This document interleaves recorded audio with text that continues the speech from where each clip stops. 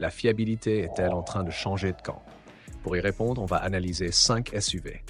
Pas les plus célèbres, pas ceux que vous voyez dans chaque publicité, mais peut-être les plus dangereux pour les références historiques. Et plus on avance, plus les certitudes vacillent. Numéro 5. On commence doucement avec un SUV discret, presque humble, qui préfère durer plutôt que briller. Mais la suite est autrement plus sérieuse, parce que maintenant on entre dans le cœur du marché, celui où tout se joue, hybride, électrique, budget maîtrisé, usage quotidien. Là où dominent aujourd'hui Toyota, Peugeot, Hyundai et Tesla. Et c'est précisément sur ce terrain que la Chine avance le plus vite. Sans bruit, sans arrogance, mais avec une stratégie redoutablement efficace. Numéro 5. Jetour T2. Celui-ci est différent, plus radical, plus ambitieux et aussi plus risqué. Parce qu'il ne cherche pas seulement à être fiable, il attaque directement un concept que toute l'industrie entretient depuis des années, l'obsolescence. Le T2 propose une idée simple en apparence mais extrêmement difficile à tenir. Acheter une voiture une fois et ne plus avoir à y penser. Derrière cette promesse, on retrouve une philosophie technique cohérente. Chaque choix semble répondre à une seule question. Est-ce que ça va durer? La structure est renforcée, la conception reste volontairement simple, la transmission est pensée pour encaisser plutôt que pour impressionner. Rien n'est là pour faire joli. Tout est là pour survivre, mais il faut être lucide. Ce modèle est encore trop récent pour prouver qu'il peut tenir 15 ans sans broncher. L'histoire automobile est remplie de promesses séduisantes qui se sont effondrées avec le temps. La différence ici, c'est que pour une fois, la direction prise semble cohérente avec l'objectif annoncé. Face à lui, les icônes sont connues. Le Toyota Land Cruiser, encore lui, symbole ultime de durabilité. Le Ford Bronco qui joue davantage sur l'image et le plaisir. Et au milieu, le Jetour T2 avance avec une approche presque pragmatique. Moins d'histoire, moins d'aura, mais une volonté claire de simplifier pour durer. Et c'est peut-être ça, le vrai tournant. Pendant longtemps, l'industrie chinoise a été accusée de copier, parfois à raison. Mais aujourd'hui, quelque chose a changé. Elle simplifie, elle optimise, elle observe les erreurs des autres pour ne pas les reproduire. Et dans un marché devenu extrêmement complexe, cette approche peut devenir une arme redoutable. On commence doucement avec un SUV discret, presque humble, qui préfère durer plutôt que briller. Mais la suite est autrement plus sérieuse, parce que maintenant on entre dans le cœur du marché. Il y a une scène que l'on voit souvent, presque partout en France. Un acheteur hésite, compare, demande conseil et finit toujours par revenir au même nom, Toyota. Réflexe logique, presque rassurant. Depuis plus de 20 ans, la marque japonaise a construit une réputation solide autour de l'hybride, notamment avec des modèles comme le Toyota RAV4 devenu une référence presque intouchable. Mais ce réflexe peut devenir un angle mort. Parce qu'en cherchant uniquement du côté de Toyota, beaucoup passent à côté d'un acteur qui avance discrètement, sans bruit, mais avec une stratégie claire. MG Motor. Numéro 4. Le MG HS hybride rechargeable n'est pas là pour révolutionner le marché. Il fait quelque chose de beaucoup plus dangereux. Il répond exactement à ce que les gens disent vouloir, sans en faire trop. Sous le capot, la philosophie est presque déroutante dans un marché devenu obsédé par la complexité. Là où certains constructeurs européens multiplient les couches technologiques pour optimiser chaque gramme de CO2 sur le papier, MG adopte une approche plus directe. Pas de suroptimisation, pas de comportement imprévisible, pas de sensation de mécanique qui hésite entre deux logiques. Ici, le système hybride suit une règle simple. Le moteur thermique stabilise, l'électrique soulage. Ce choix, qui peut sembler basique, est en réalité extrêmement stratégique. Moins de cycles violents, moins de variations brutales, donc moins de contraintes mécaniques sur le long terme. C'est précisément cette logique qui a permis à Toyota de bâtir son empire hybride. Mais il faut rester honnête, Toyota garde une avance réelle sur un point clé, le recul. 20 ans d'expérience, des millions de véhicules sur la route, des retours utilisateurs massifs. C'est un avantage que personne ne rattrape en quelques années. Et pourtant, MG réduit l'écart plus vite que prévu. Dans la réalité, au quotidien, le comportement du HS est cohérent. En ville, l'électrique prend naturellement le relais. Sur des trajets mixtes, les transitions restent fluides.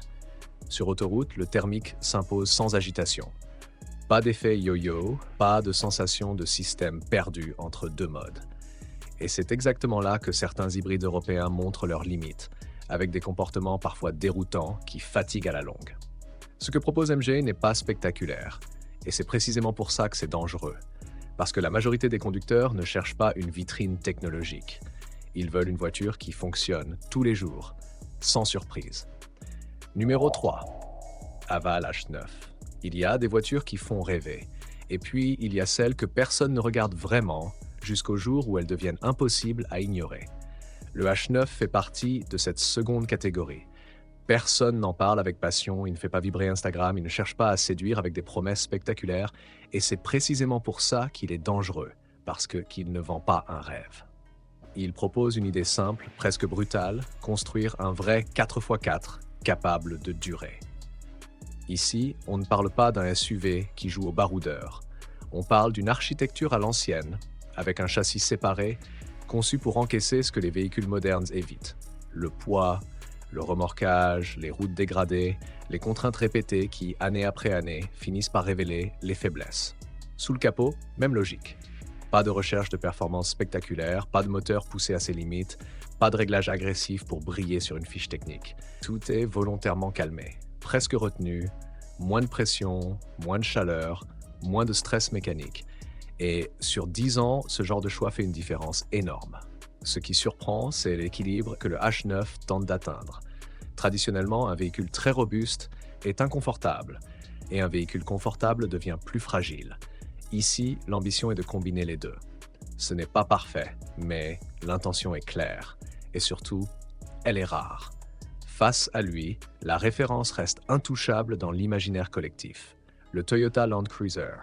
Soyons honnêtes, le H9 n'a pas encore ce pedigree ni cette réputation forgée sur des décennies et des millions de kilomètres dans les conditions les plus extrêmes. Mais il s'en rapproche dans l'approche. Et surtout, il le fait avec un positionnement tarifaire bien plus accessible. Et parfois, c'est exactement comme ça que les équilibres commencent à bouger. Pas avec une révolution, avec une alternative crédible. Numéro 2. BYD Seal U. Avec ce modèle, on change clairement de dimension. Ici, il ne s'agit plus de venir perturber Toyota sur l'hybride. L'objectif est beaucoup plus ambitieux, s'attaquer directement à Tesla. Et sur ce terrain, la référence reste le Tesla Model Y, devenu en quelques années le symbole de la voiture électrique moderne. Rapide, technologique, connectée, mais aussi parfois critiquée pour ses variations de qualité et certaines surprises à l'usage. C'est précisément là que BYD décide d'attaquer, avec une approche radicalement différente. Le Seal U ne repose pas sur une adaptation thermique transformée en électrique. Il a été pensé dès le départ comme un véhicule électrique. Et ce détail change tout. Gestion thermique maîtrisée, architecture cohérente, batterie LFP réputée pour sa durabilité et sa stabilité dans le temps. Là où beaucoup de constructeurs ont tâtonné au début de la transition électrique, BYD arrive avec une base déjà mature. Soyons clairs, Tesla conserve une avance sur le logiciel. L'écosystème, la fluidité de l'interface, la capacité à déployer des mises à jour à distance restent des références. Mais l'écart se réduit. Et surtout, il se réduit là où ça compte vraiment pour l'utilisateur moyen. Car aujourd'hui, en 2026, les attentes ont changé. Les conducteurs ne cherchent plus à impressionner leur entourage avec une technologie futuriste. Ils veulent un véhicule électrique qui rassure, qui ne se dégrade pas rapidement, qui fonctionne sans poser de questions tous les matins. Et sur ce point, BYD progresse très vite. Face à lui, la concurrence est solide. Le Tesla Model Y garde son avance logicielle. Le Volkswagen ID.4 et le Skoda Enyaq jouent la carte de la sécurité et de la familiarité, mais peinent parfois à convaincre sur l'efficience globale. Le Seal U, lui, propose un équilibre, une technologie suffisamment avancée pour être crédible, mais suffisamment maîtrisée pour rester rassurante.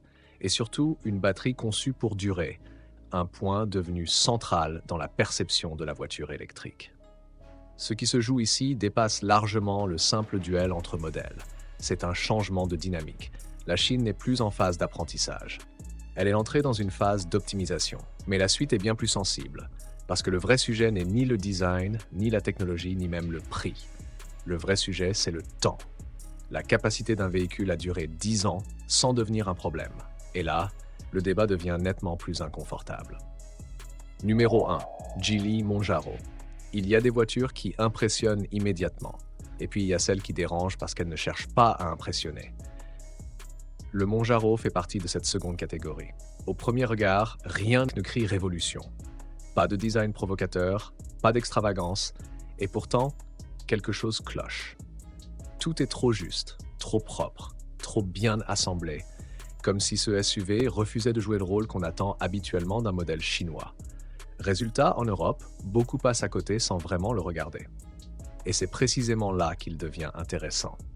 Car sous cette apparente discrétion se cache une base technique qui n'a rien d'improvisé. Le Monjaro repose sur la plateforme CMA, une architecture développée conjointement avec Volvo. Une base pensée pour durer, pour encaisser des contraintes réelles, testées dans des conditions variées, bien loin des clichés de véhicules jetables qu'on associait autrefois à certaines productions asiatiques. Ce choix technique n'est pas anodin. Il raconte une histoire. Celle de Geely qui a racheté Volvo en 2010 et a su depuis exploiter ce savoir-faire avec une intelligence stratégique remarquable. Ce n'est plus une copie, c'est une appropriation. Sous le capot, la philosophie est encore plus révélatrice. On retrouve un moteur 2 litres turbo d'origine Volvo associé à une boîte automatique fournie par Aisin. Et ce détail en apparence technique change tout. Aisin, c'est le fournisseur historique de Toyota. Des boîtes réputées pour une chose très simple. Elles fonctionnent longtemps, sans drame. Ici, pas de recherche de performance spectaculaire, pas de technologie inutile pour impressionner sur une fiche technique. Geely a fait un choix presque contre-intuitif dans l'industrie actuelle. Simplifié. Pas de downsizing extrême, pas de réglage agressif, pas de complexité inutile. Résultat, moins de contraintes thermiques, moins de pièces poussées à leurs limites, et donc une usure mieux maîtrisée dans le temps.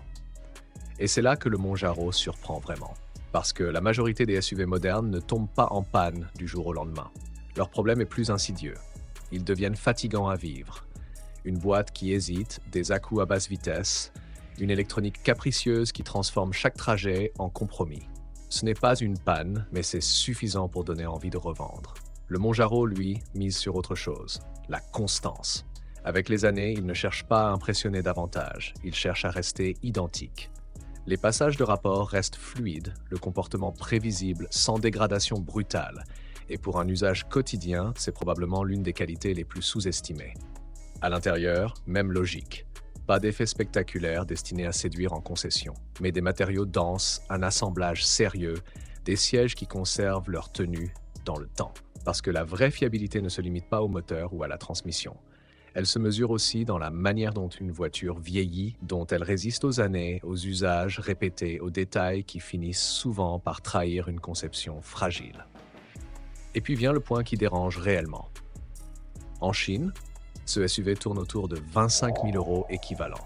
Transposé en Europe, avec les normes, les taxes et le positionnement, il se situerait probablement autour de 45 000 €. Et à ce niveau, la confrontation devient inévitable. Face à lui, on retrouve des références bien installées. Le Volvo XC60 solide, valorisant avec une image premium affirmée. Le Lexus NX réputé pour sa fiabilité hybride, mais reposant sur une mécanique plus complexe. Ou encore le Peugeot 3008, excellent compromis global, mais parfois critiqué pour une robustesse mécanique moins rassurante sur le long terme. Et c'est là que le Monjaro trace sa propre voie. Il ne cherche pas à battre les autres sur leur terrain. Il propose autre chose, une base éprouvée, une mécanique volontairement simplifiée et une approche presque pragmatique de la fiabilité. Alors la vraie question n'est plus technique. Elle devient presque philosophique. Si la base est proche de Volvo, si la mécanique est maîtrisée et simplifiée, qu'est-ce que l'on paie réellement? La technologie ou le badge? Maintenant, soyons concrets.